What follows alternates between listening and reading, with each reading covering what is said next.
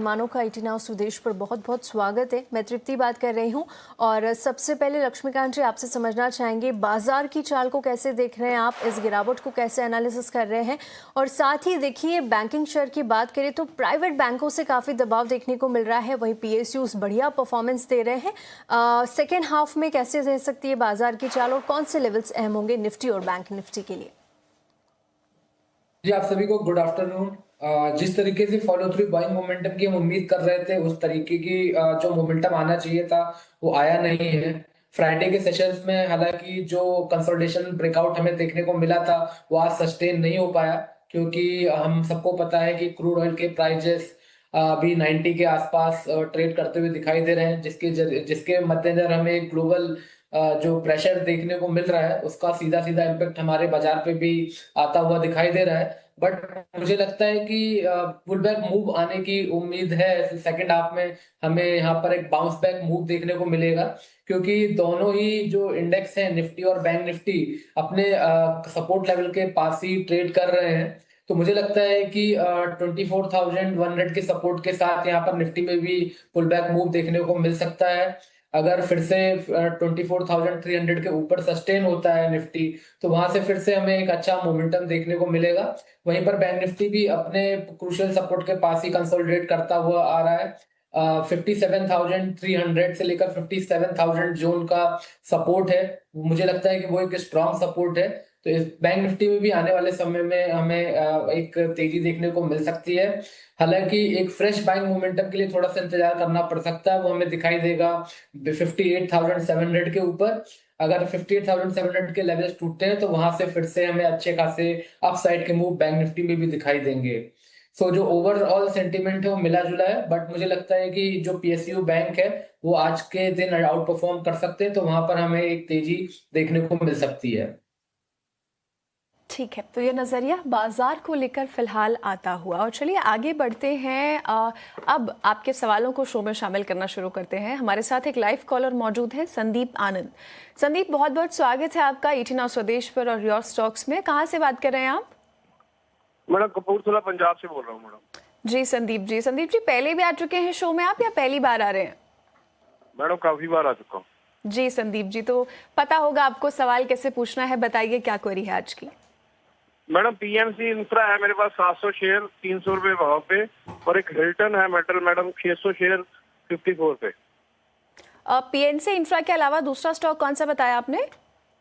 Hilton metal madam. Airtel? Hilton HILTON। ठीक है, Hilton metal का स्टॉक है आपके पास। और दोनों पर नजरिया कैसा चाहते हैं आप, शॉर्ट टर्म, मिड टर्म या लॉन्ग टर्म? मैडम आगे 2 साल हो चुके हैं दोनों को। ठीक है, आपको दोनों पर सलाह दिलवा देते हैं। नितिलेश जी, गुड आफ्टरनून। आपने सवाल सुना होगा इनका, हिल्टन मेटल, और दूसरा जो है इनका सवाल है PNC इंफ्रा को लेकर। और PNC इंफ्रा पर देखें अगर, तो देखिए 296 के लेवल्स पर ख़रीदा है इन्होंने, उससे नीचे आ चुका है काफ़ी और नुकसान भी इस वक्त हो रहा है। हमने देखा था PNC इंफ्रा में कुछ दिन पहले खबर भी थी, NHAI के साथ प्रोजेक्ट्स भी हुए थे, लेकिन हम देख पा रहे हैं स्टॉक में लगातार डाउनवर्ड मोमेंटम देखने को मिल रहा है। ऐसे में PNC इंफ्रा और साथ ही हिल्टन को लेकर क्या सलाह बन रही है इनके लिए? देखो, PNC इंफ्रा में अगर हम लोग देखेंगे तो एक लो लेवल से एक शार्प रिकॉर्ड मेरी को मिली है 220-205 के लेवल्स के आसपास, 200 से लेकर 205 के लेवल के आसपास। तो यहाँ पे एक चीज का ध्यान रखना चाहिए, जब तक ये काउंटर 220 ये लेवल के नीचे नहीं जाता है तब तक आप एक होप्स करके अपनी पोजीशंस को होल्ड कर सकते हैं, लेकिन 220 के नीचे चला जाएगा तो पोजीशंस को एग्जिट कर देना चाहिए।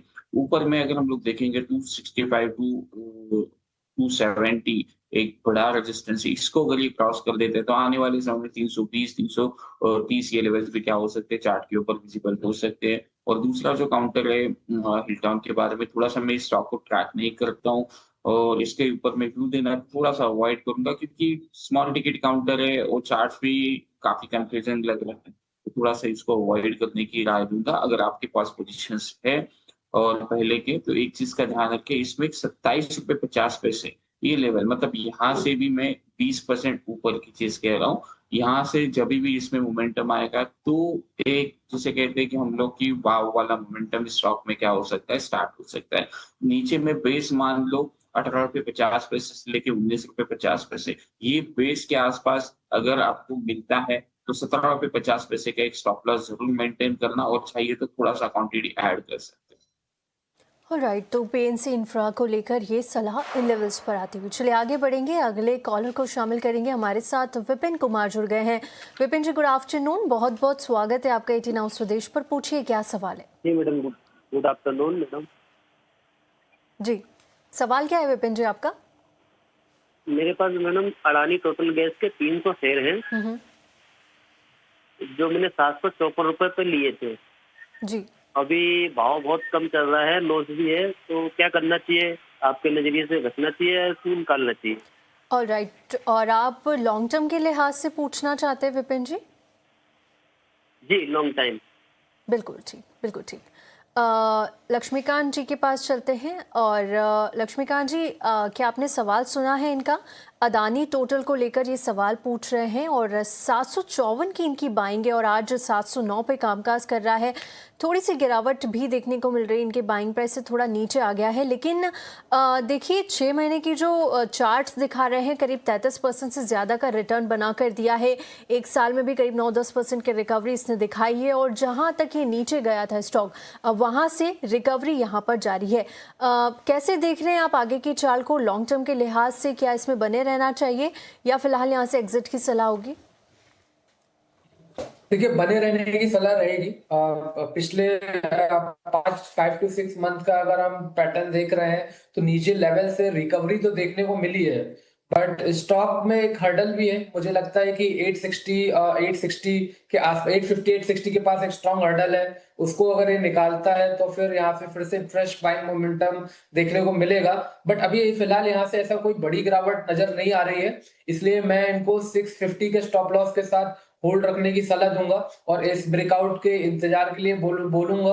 अगर 6850 के लेवल टूटते हैं तो फिर से यहाँ पे मोमेंटम देखने को मिलेगा। उस दौरान मुझे लगता है कि फिर हमें 950 से लेकर 1000 तक के लेवल्स देखने को मिल सकते हैं। तो पेशेंस रखें और 650 के स्टॉप लॉस के साथ इसको होल्ड ये करके चल सकते हैं।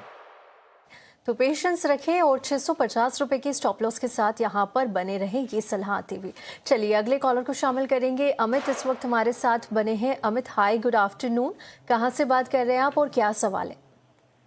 गुड आफ्टरनून मैम, मैं हरियाणा से बात कर रहा हूँ। जी, सवाल क्या मेरा है? सवाल मैम अशोक लीलैंड पे है। मेरे को 1000 शेयर ले रखे हैं, 159 के प्राइस पे हैं। 3 से 4 महीने तक होल्ड कर सकता हूँ मैम। 3 से 6 महीने के लिए आप होल्ड करके रख सकते हैं, राइट? Yes ma'am. बिल्कुल ठीक, ओके।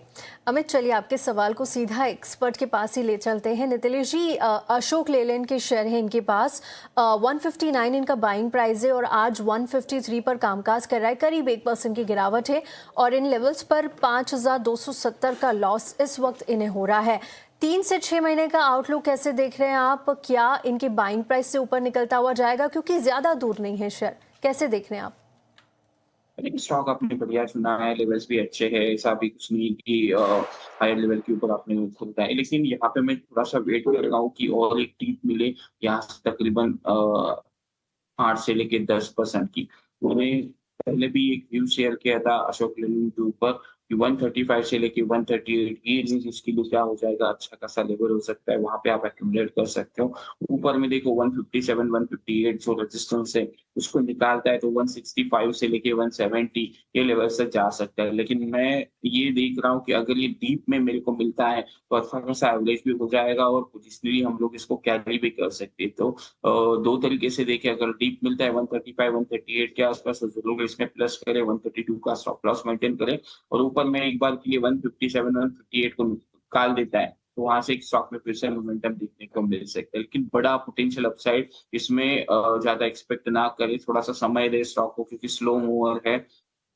ओएनजीसी हो गया, अशोक लेलैंड हो गया, आईटीसी हो गया, ये धीरे धीरे चलने वाले काउंटर है। फास्ट एंड फ्लोरिश मोमेंटम इसमें नहीं देखने को मिलेगा। 3 महीने से मेरे हिसाब से कुछ नहीं होगा, थोड़ा सा अवधि बढ़ा लीजिए, 6 महीने 8 महीने का एक प्लान लेके चल सकते हैं।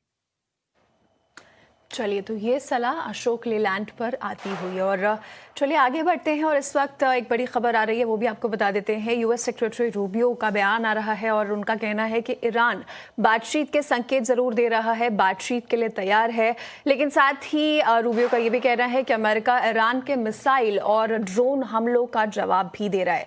साथ ही ये भी कहा है कि चाइना के राष्ट्रपति जिनपिंग की सितंबर में यूएस यात्रा हो सकती है। सितंबर में जिनपिंग अमेरिका जा सकते हैं, दौरा एक देखने को मिल सकता है। साथ ही ये भी कहा है कि आसियान समिट जो होगा वहां पर रशिया के लावरोव और चाइना के वांग यी से मुलाकात हो सकती है। इसके अलावा क्वाड, जापान और साउथ कोरिया के विदेश मंत्रियों से भी आसियान में बैठक हो सकती है। और यूएस ईरान के जो टेंशन्स देखिए इस वक्त जो बढ़ते हुए नजर आ रहे हैं, उस बीच कहा गया है रूबियो की तरफ से कि हॉर्मुज शिपिंग की सुरक्षा के लिए बाकी देशों को भी आगे आना चाहिए और अमेरिका का कहना है कि ईरान के मिसाइल और ड्रोन हमलों का जवाब दिया जा रहा है। चलिए, ये इस वक्त एक अपडेट आता हुआ। अब आगे बढ़ते हैं और सवालों की तरफ रुख करते हैं। इस वक्त हमारे पास एक सवाल आया है यूट्यूब से। सत्येंद्र का ये सवाल है HDFC बैंक को लेकर। यहाँ पर 85 के क्वांटिटी में इन्होंने ये शेयर खरीदा है और 765 इनका एंट्री प्राइस रहा है। लक्ष्मीकांत जी, HDFC बैंक को लेकर अगला टारगेट प्राइस ये जानना चाहते हैं। और देखिए, HDFC बैंक के नतीजे आए हैं, नतीजे अनुमान के मुताबिक नहीं रहे, उसके चलते देखिए आज शेयर काफी गिरावट का शिकार भी हो रहा है, 5% गिर गया है। ऐसे में एक टारगेट प्राइस जानना चाहते हैं, क्या सलाह रहेगी इनके लिए? देखिए, आज जिस तरीके से यहाँ पर गैप डाउन ओपनिंग हुई है, वो bearish belt hold pattern HDFC bank ने बनाया है, तो यहाँ पर शॉर्ट टर्म लेवल पे तो सेलिंग प्रेशर अभी फिलहाल देखने को मिल सकता है। 770 के लेवल्स अगर टूटते हैं तो मुझे लगता है कि एक बार फिर से स्टॉक जो इसका पुराना स्विंग लो था 740 745 वहां तक पहुंच सकता है। बट अगर इसको डिफेंड करता है तो यहाँ से एक short term pull back move हमें देखने को मिलेगा। तो मुझे लगता है कि इनको अभी फिलहाल 770 के स्टॉप लॉस के साथ ये होल्ड करके चल सकते हैं। अगर इसको डिफेंड करता है तो यहाँ से हमें 820 830 तक की अपसाइड के मूव देखने को मिल सकते हैं। बट अगर ये 770 के नीचे की क्लोजिंग देता है तो यहाँ पे हमें और बेरिशनेस देखने को मिलेगी। उस दौरान यहाँ पे हमें ये स्टॉक लोअर लेवल को रिटेस्ट करता हुआ दिखाई देगा, जो कि अभी फिलहाल 740 पर हमें दिखाई दे रहा है। बिल्कुल ठीक। तो ये सलाह HDFC बैंक पर आती हुई हमारे दोनों मेहमान हमारे साथ बने हुए और बैंकिंग की ही बात हो रही है। तो चलिए, जिस तरह के नतीजे आ रहे हैं उनको लेकर ब्रोकरेजेस ने भी अपनी रिपोर्ट जारी की है। क्या रिपोर्ट दी है ब्रोकरेजेस ने, ये बता रही है हमारी सहयोगी मिताली जैन। जी, पहली तिमाही के नतीजों के बाद इंडियन प्राइवेट बैंक्स के लिए जितने भी ब्रोकरेजेस है काफ़ी ज़्यादा बुलिश नज़र आ रहे हैं और सबने ही अच्छी खासी अपनी रेटिंग्स को बढ़ा दिया है। उनका कहना है कि जो मार्जिन प्रेशर नज़र आए इन बैंक्स में वो थोड़ा सिक्लिकल नेचर है, लेकिन लॉन्ग टर्म स्टोरी जो है वो काफ़ी ज़्यादा अच्छी नज़र आ रही है। ICICI बैंक की बात करें तो वो स्ट्रीट का फेवरेट है, अभी के लिए करीबन 49 बाय रेटिंग आई है और 1 होल्ड की रेटिंग ब्रोकरेजेस ने दी है। वही HDFC बैंक के पास 46 बाय की रेटिंग है। एक्सिस बैंक की बात करें तो 45 ब्रोकरेजेस ने बाय की रेटिंग दी है, लेकिन यहाँ पे कुछ ब्रोकरेजेस ने सेल की रेटिंग और न्यूट्रल रेटिंग भी दी है, क्योंकि पहली तिमाही के जो नतीजे रहे वो थोड़े वीकर साइड पे देखने को मिले एक्सिस बैंक। और आज आप भी देख रहे हैं कि स्टॉक काफ़ी ज़्यादा पिटा हुआ है आज की ट्रेडिंग सेशन में। बात करें कोटक महिंद्रा बैंक की तो वो लीस्ट प्रेफर्ड है इन चारों स्टॉक्स में, लेकिन फिर भी जितने भी ब्रोकरेजेस है मैक्सिमम ब्रोकरेजेस ने यहाँ पे इसके लिए एक बुलिश बाय की रेटिंग ही दी है। अपसाइड पोटेंशियल की बात करें तो HDFC बैंक सबसे ज़्यादा आगे रिटर्न पोटेंशियल में है, करीबन 26% का पोटेंशियल नज़र आ रहा है करंट लेवल से। उसके बाद ICICI बैंक, कोटक बैंक और एक्सिस बैंक की बात करें तो करीबन 18 से 19% का रिटर्न पोटेंशियल ब्रोकरेजेस का मानना है। ब्रोकरेजेस यहाँ पे थोड़ा कंस्ट्रक्टिव है HDFC बैंक पे, क्योंकि जो मार्जिन्स में इम्प्रूवमेंट आने की उम्मीद है मैनेजमेंट की कमेंट्री से हमें आती हुई दिखी है, जहाँ उन्होंने बताया कि कॉस्ट ऑफ फंड्स जो है वो थोड़ा सॉफ्टर होते हुए नज़र आएंगे आगे चल के। और साथ ही ICICI बैंक की बात करें तो स्ट्रॉन्ग सपोर्ट यहाँ पे आता हुआ नज़र आ रहा है। कंपनी की जो लोन ग्रोथ है वो काफ़ी अच्छी देखने को मिली 19.6% के साथ ही। अगर आप एक्सिस बैंक की बात करें तो वहाँ पे मार्जिन रिकवरी की स्टोरी है जो प्ले आउट होना बाकी है, जिसके कारण थोड़ा सा ब्रोकरेजेस का मिक्स्ड व्यू यहाँ पे आता हुआ नज़र आ रहा है। वही कोटक महिंद्रा बैंक के लिए एसेट क्वालिटी और स्टेबल अर्निंग्स के कारण ब्रोकरेजेस जो है वो थोड़े बुलिश नज़र आ रहे हैं। तो ओवरऑल अभी क्या यही देखा जा रहा है कि इंडियन प्राइवेट सेक्टर बैंक्स के लिए ब्रोकरेजेस का जो कॉल आया है अर्निंग्स के बाद वो काफ़ी पॉजिटिव साइड पे देखने को मिल रहा है। शुक्रिया मिताली आपका इस पूरी जानकारी के लिए। और चलिए यहाँ रुकेंगे एक छोटे से ब्रेक के लिए। ब्रेक के बाद जल्द लौटेंगे और आपके सवालों को फिर से शो में शामिल करेंगे। तब तक के लिए आप QR कोड स्कैन कीजिए और अपने सवाल सीधे हम तक पहुँचाइए।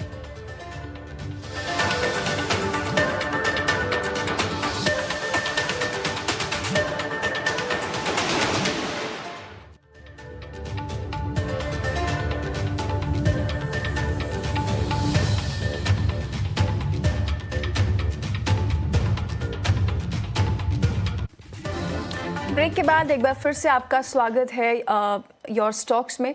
और चलिए आपके सवालों को शो में शामिल करते रहेंगे, लेकिन उससे पहले एक नज़र अल्ट्राटेक सीमेंट के नतीजे कैसे हो सकते हैं। आज नतीजे आने वाले हैं अल्ट्राटेक सीमेंट के, अनुमान लेकर हमारे साथ हमारी सहयोगी अशेषा जुड़ रही हैं। जी अशेषा, बताइए। बिल्कुल, तो सीक्वेंशियल बेसिस पर देखें तो अल्ट्राटेक सीमेंट के नतीजे इस क्वार्टर में कमज़ोर ही रहने की उम्मीद लगाई जा रही है। इनफैक्ट रेवेन्यू की बात करें तो करीब 24,000 करोड़ के आसपास एक्सपेक्टेड है। प्रीवियस क्वार्टर से कंपेयर करें तो करीब 7% की गिरावट नज़र आ सकती है क्वार्टर ऑन क्वार्टर बेसिस पर। वही मार्जिन्स 20.2% पर एक्सपेक्टेड है वर्सेस 21.7 जो कंपनी ने प्रीवियस क्वार्टर में रिपोर्ट किए थे। तो हाँ, सीक्वेंशियल बेसिस पर कमज़ोरी इस क्वार्टर में अल्ट्राटेक सीमेंट के नतीजों से एक्सपेक्टेड है। सबसे पहले वॉल्यूम्स की बात करते हैं। इस क्वार्टर में वॉल्यूम्स 40 मिलियन टन्स पर आ सकते हैं वर्सेस 44.7 मिलियन टन्स जो कंपनी ने प्रीवियस क्वार्टर में रिपोर्ट किए थे। तो वॉल्यूम के फ्रंट पर करीब 10% तक की कमजोरी दिखेगी और इसी के चलते रेवेन्यूज में भी 14% की गिरावट इस क्वार्टर में एक्सपेक्टेड है। एबिटा पर टन की बात करें तो 1170-1180 रुपए प्रति टन के आसपास आ सकता है। 6% की गिरावट सीक्वेंशियल बेसिस पर नजर आ सकती है। याद रखें, प्राइसिंग ग्रोथ कम था। Cement prices in any case एक कंसर्न रहे हैं पूरे इंडस्ट्री के लिए। और इसी के साथ फ्यूल और पावर कॉस्ट की बात करें तो वेस्ट एशिया क्राइसिस के चलते रॉ मटेरियल प्राइसेस में तेजी दिखी और इसी के चलते कंपनी के कॉस्ट यानी एबिटा पर टन में भी इस क्वार्टर में गिरावट नजर आ सकती है। तो ऑल इन ऑल स्प्रेड्स कमजोर रहेंगे। वॉल्यूम्स में 10% की गिरावट है। टॉप लाइन फ्रंट पर रेवेन्यू 14% घटकर आ सकता है। लेकिन मैनेजमेंट की कमेंट्री क्या निकल कर आती है फ्यूचर ग्रोथ को लेकर, वॉल्यूम ट्रेंड्स को लेकर और सीमेंट प्राइसेस को लेकर, उस पर सबकी नजर जरूर रहेगी।